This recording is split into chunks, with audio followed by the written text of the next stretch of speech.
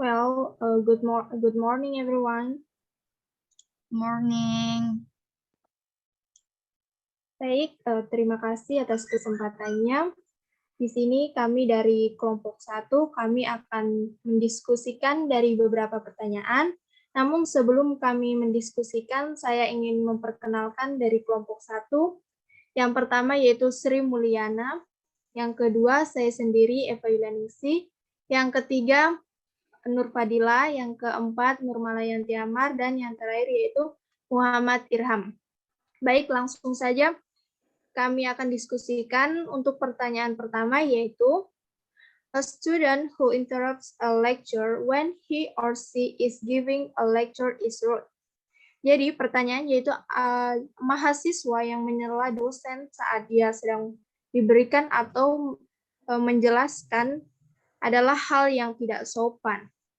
Baik, mungkin ada beberapa saran atau argumen.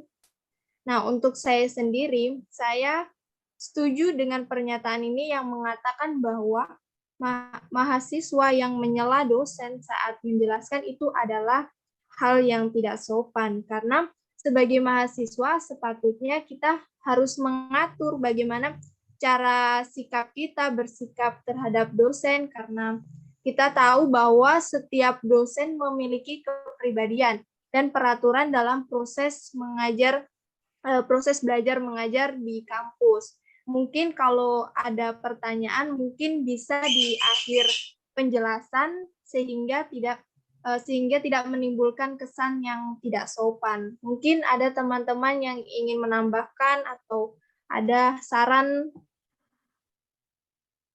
Mungkin ada dari Oke, mungkin saya bisa berargumen. Yes. Oke. Tentang pertanyaan yang bahwa mahasiswa yang menyela dosen saat sedang memberikan atau menjelaskan materi itu dianggap hal yang tidak sopan.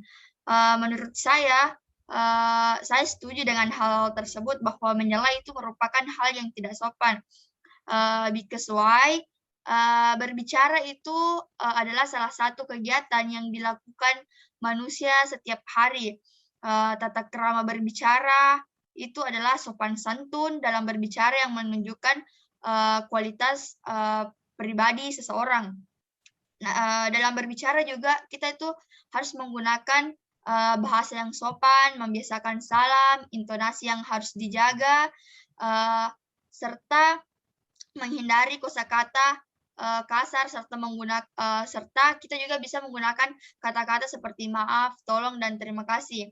Nah, orang yang menyela mereka melakukannya karena berbagai alasan, namun mereka tidak mengetahui bahwa sedikitnya manfaat yang bisa kita dapat dari hal tersebut.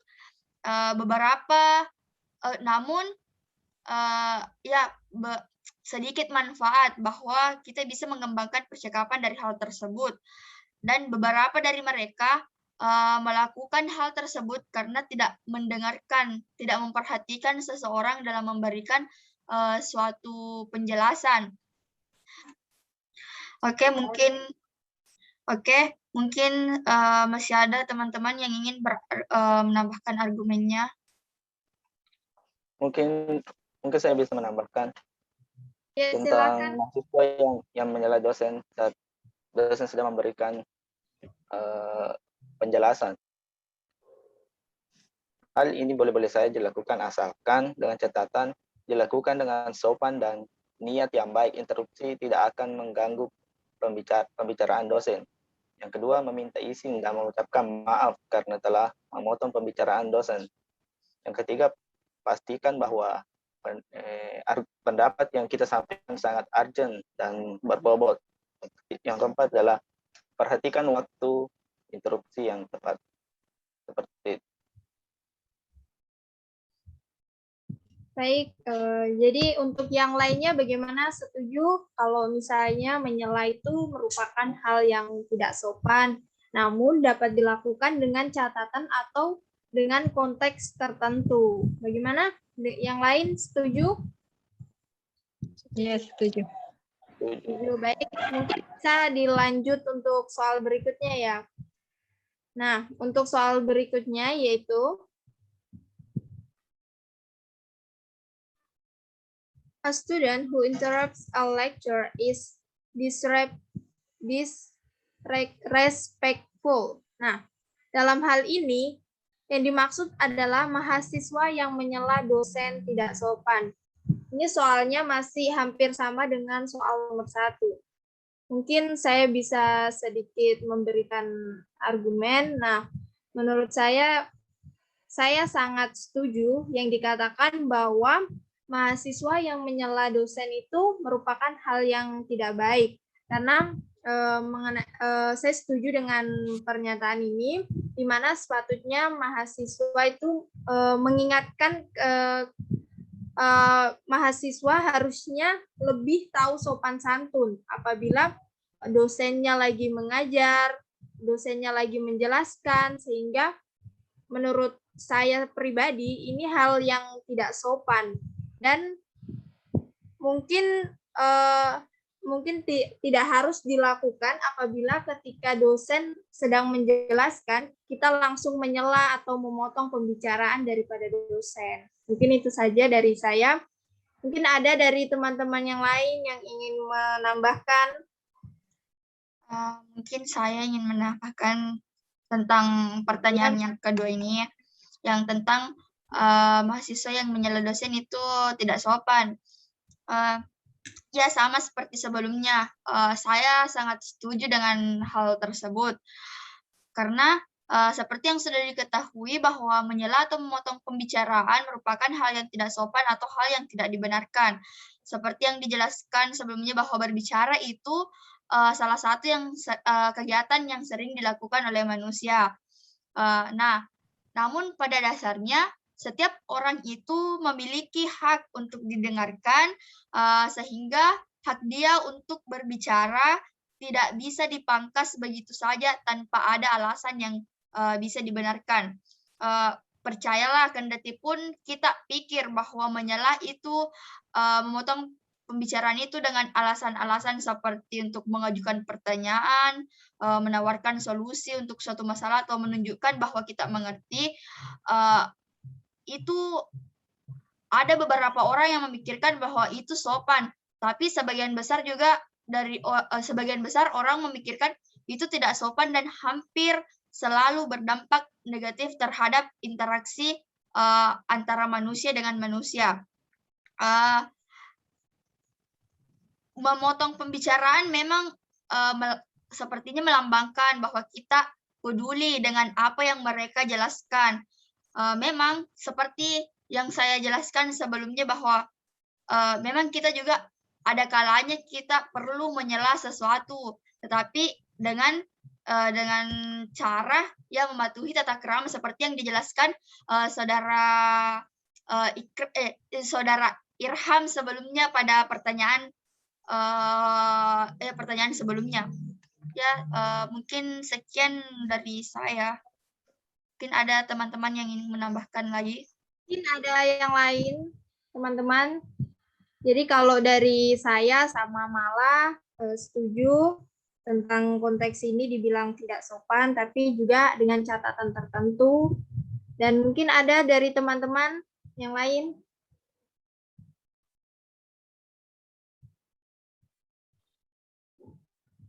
Dari Fadila setuju? Sri atau Irham setuju? Baik, kalau misalnya setuju, mungkin bisa kita melangkah di soal berikutnya. Mungkin bisa melangkah soal berikutnya ya? Ya, bisa. Silakan. Baik, untuk soal berikutnya yaitu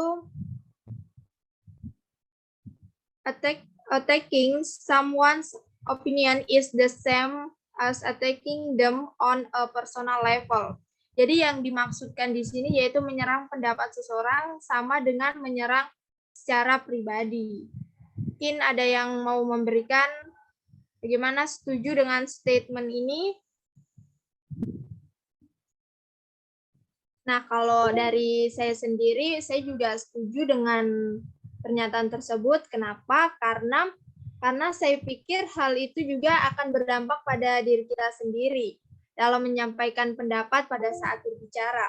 Nah, dalam menyampaikan pendapat saat berbicara sebagai audiens, kita harus menghargai pendapat orang yang berada di dalam forum diskusi tersebut.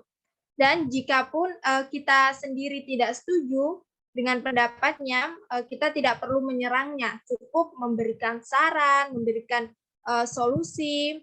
Dan selain itu, menurut saya hal itu sudah saya alami sendiri karena sebagai pelajar di Indonesia, nah sama halnya juga di Barat, mereka memiliki etika dalam berbicara seperti mendengarkan orang lain saat berbicara, tidak memotong pembicaraan, karena ini merupakan hal yang tidak sopan. Dengan menyerang pendapat orang lain itu sama halnya tidak menghormati dan menghargai orang lain. Sehingga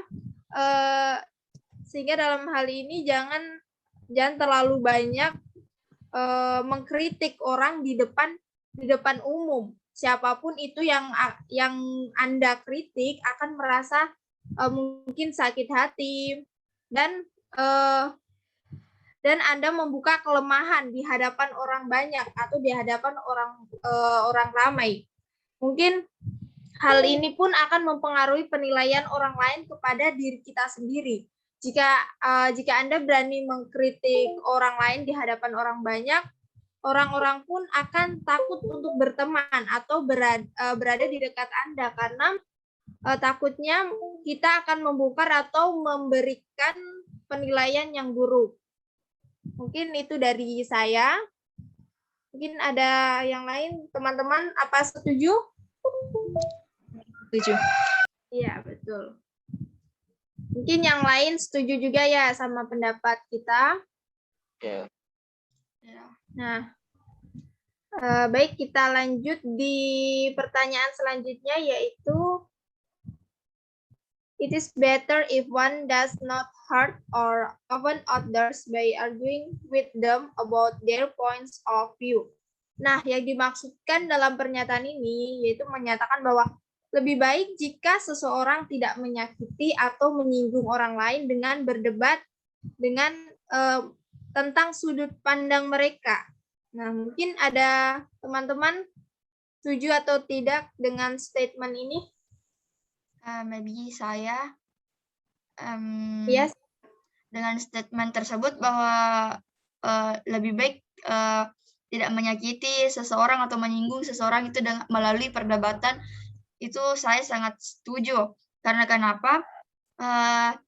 Melalui perdebatan itu bisa menimbulkan amarah orang menjadi lebih tinggi.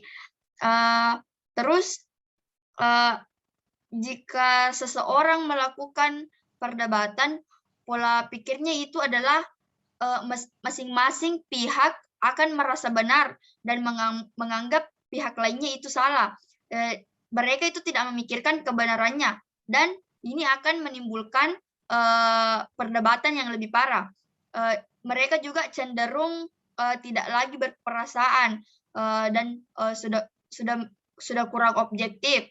Nah, ketika seseorang sudah marah dalam suatu perdebatan, yang dicari itu bukanlah kebenaran, tapi kemenangan dirinya sendiri. Jadi mungkin di sini saya sangat setuju dengan statement ini. Lebih baik jika seseorang itu tidak menyakiti atau menyinggung seseorang melalui perdebatan, karena mereka akan mencari kemenangannya sendiri tanpa menghargai orang lain. Yeah, I think that's all from me. Saya bisa menambahkan. Ya, silakan. Salah satu cara untuk menghindari untuk tidak menyinggung dalam berdebat yaitu mengatakan terus terang apa yang kita tidak inginkan dan kita tidak sukai. Namun untuk menyampaikannya itu seringkali kita merasa tidak enak. Nah, caranya yaitu kita berusaha untuk berbicara baik-baik tanpa menyinggung. Contohnya, jika menghimbau seseorang untuk tidak menginjak rumput kita, daripada kita mengucapkan, saya tidak mau kamu menginjak halaman seperti itu, lebih baik kita mengucapkan, saya harap kamu menghargai kerja orang yang telah memotong rumput itu, serta menggunakan kata ganti yang tepat. Kata ganti aku dan kau akan terdengar kasar ketika diucapkan dalam keadaan marah. Ada baiknya kita mengganti dengan saya dan kamu, seperti itu.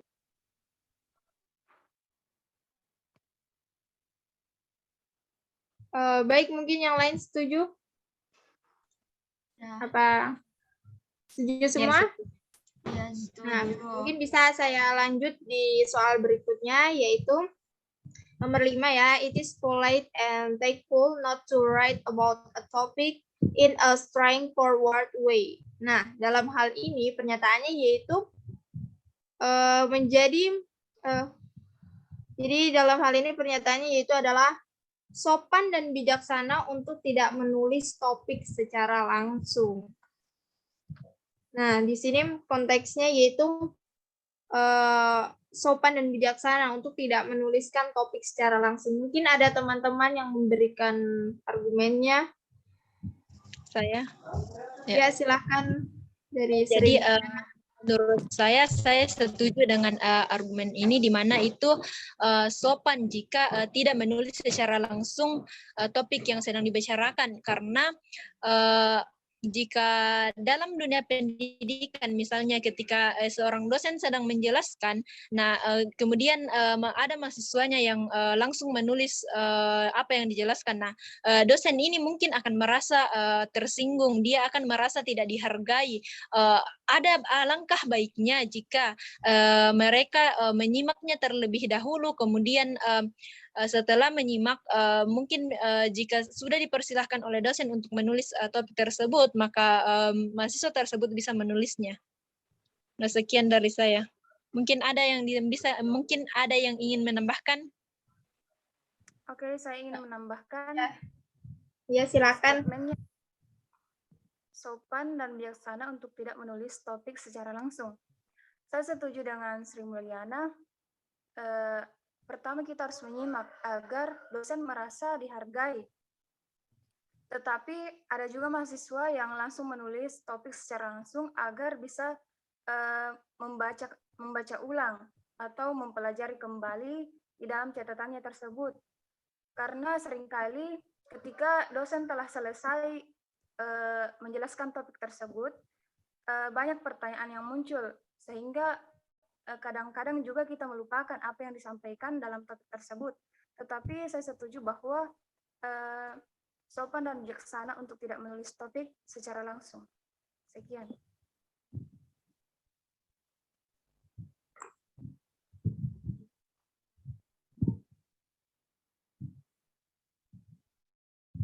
Nah, baik.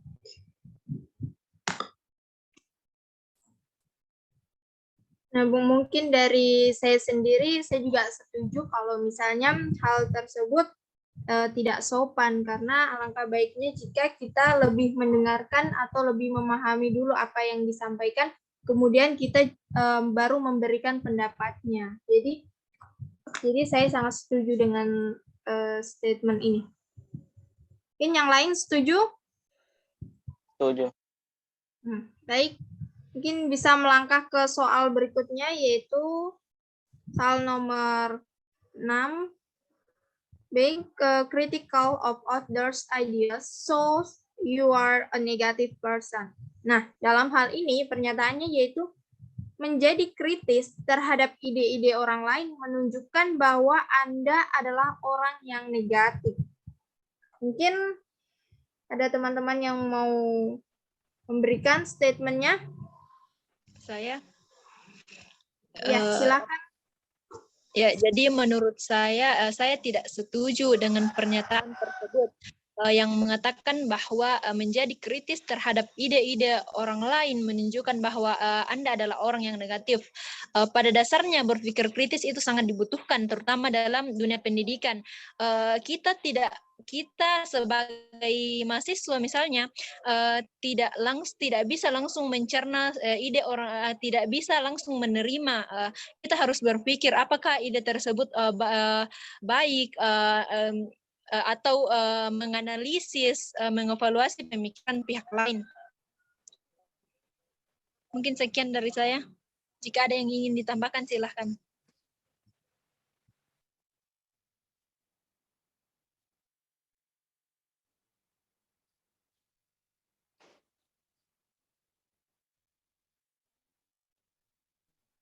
Baik, ada mungkin yang baik, saya juga tidak setuju dengan statement ini karena kita tahu bahwa kritis terhadap ide-ide orang lain itu bukan berarti menunjukkan bahwa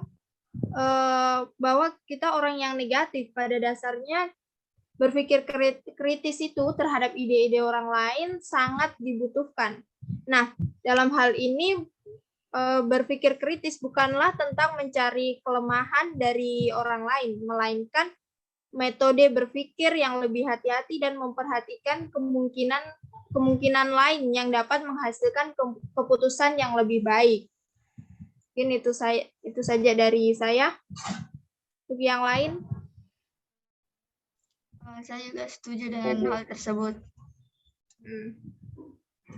Jadi dalam statement ini disimpulkan bahwa kita tidak setuju.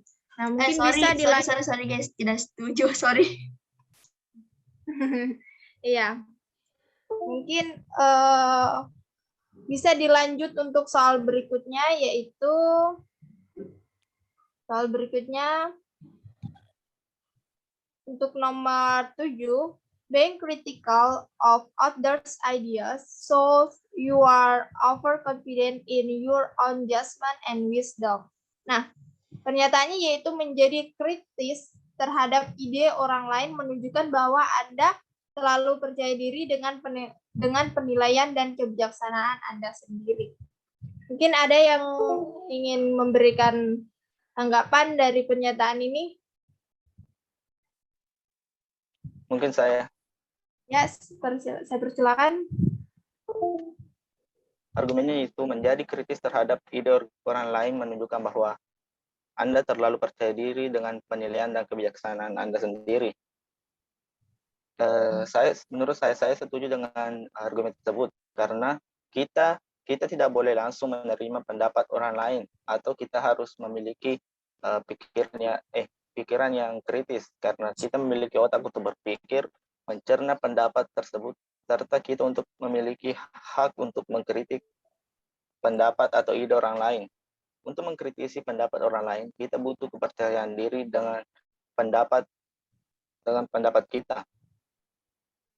Nah, kapan bisa dikatakan orang bijaksana dalam melakukan kritikan terhadap pendapat orang lain, yaitu dengan memperhatikan siapa yang dikritik.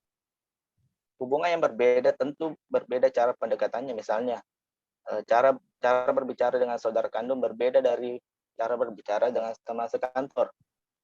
Yang kedua, memperhatikan intonasi dan nada suara. Sebisa mungkin diucapkan dengan kalimat yang enak didengar dan nada suara yang ramah. Yang ketiga, jangan pernah mengkritik orang di depan orang banyak. Siapapun itu yang Anda kritik akan merasa sangat sakit hati jika Anda membuka kelemahannya di depan orang banyak. Yang keempat, memperhatikan situasi dan kondisi orang yang dikritik. Supaya maksud baik Anda tidak disalahartikan, perhatikan suasana hati orang yang tersebut. Jika ia sedang sedih, marah, atau tidak bersemangat, sebaiknya tunda dulu hingga suasana hatinya agak sedang baik dan dalam keadaan santai. Sebelum kita membuka mulut untuk mengkritik, ketahuilah dulu persoalannya dengan sebaik-baiknya. Lihat segala kemungkinan, pelajari hal tersebut dari berbagai sisi. Ini penting untuk menghindari kesalahpahaman, juga memastikan agar kritik Anda tepat sasaran. Nah, jika seseorang melakukan kritik dengan benar, maka seseorang tersebut termasuk orang yang percaya diri dan bijaksana karena tujuan untuk mengkritik adalah untuk memperbaiki kualitas seseorang. Saya rasa seperti itu. Nah, saya juga setuju dengan pernyataan ini yang menyatakan bahwa menjadi kritis terhadap ide orang lain itu menunjukkan bahwa Anda terlalu percaya diri dengan penilaian dan kebijaksanaan Anda sendiri. Nah, perlu diketahui bahwa setiap orang memiliki pendapat masing-masing. Nah, pendapat tersebut mereka gunakan agar saling mempertahankan satu pendapat atau argumennya mereka masing-masing. Sehingga dapat dikatakan bahwa kita bisa percaya diri tentang pendapat dan kebijaksanaan kita sendiri dengan catatan saling menghormati dan saling mendukung satu sama lain.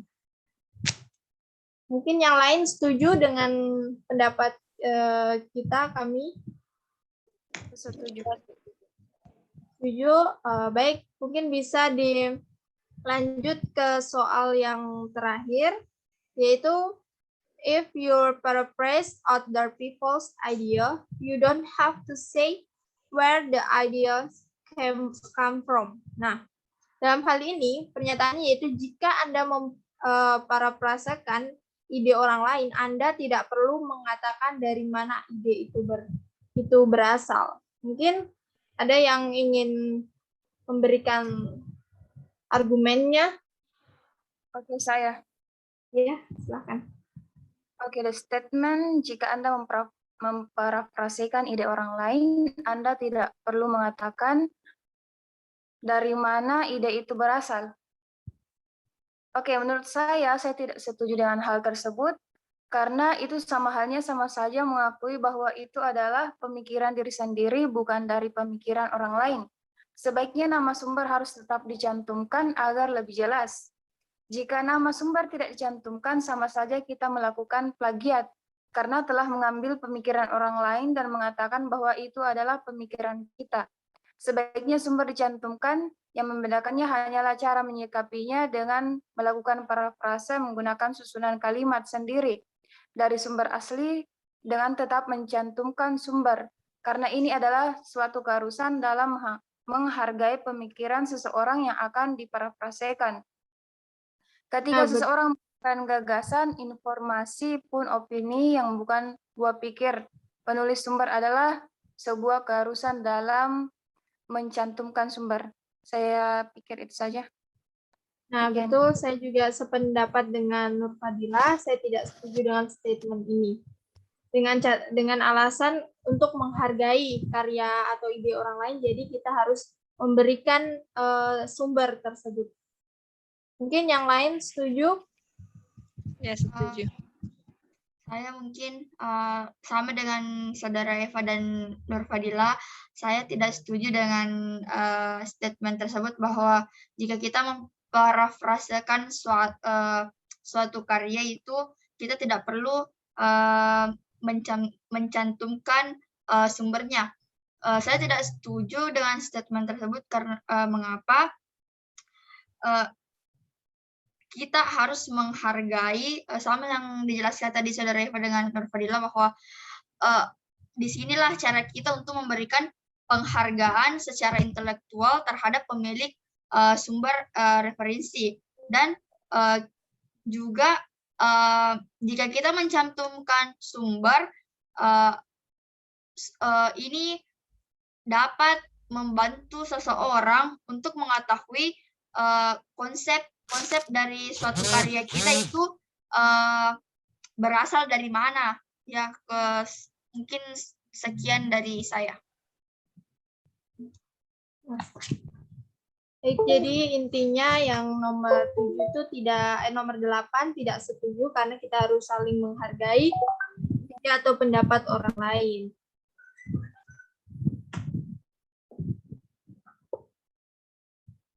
Nah, untuk kesimpulannya sendiri dari statement 1 yaitu setuju dengan pernyataannya. Yang kedua, statement 2 yaitu setuju, statement 3 setuju, statement 4 setuju, statement 5 setuju, 6 tidak setuju, nomor 7 setuju, dan statement terakhir yaitu tidak setuju. Adapun alasannya mungkin akan kami ringkas dalam bentuk dokumen Word. Dan sekian, saya akhiri. Terima kasih. Good morning.